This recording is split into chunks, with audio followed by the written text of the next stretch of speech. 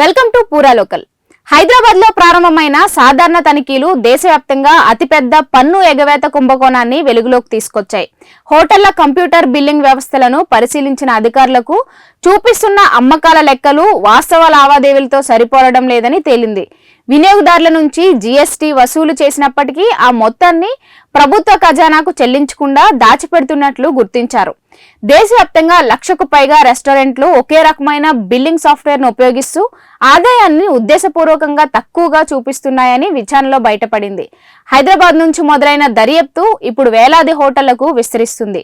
Artificial intelligence, data analytics సహాయంతో సుమారు 60 terabyte డేటాను విశ్లేషించగా బిల్లులను డిలీట్ చేయడం, మార్చడం వంటి అక్రమాలు వెలుగులోకి వచ్చాయి. తెలంగాణ, ఏపీ రాష్ట్రాల్లోనే 5,100 కోట్లకు పైగా అమ్మకాలు రికార్డులో లేకపోవడం గుర్తించారు. దేశవ్యాప్తంగా ఈ ఎగవేత విలువ 10,000 కోట్లకు మించి ఉండొచ్చని అంచనా.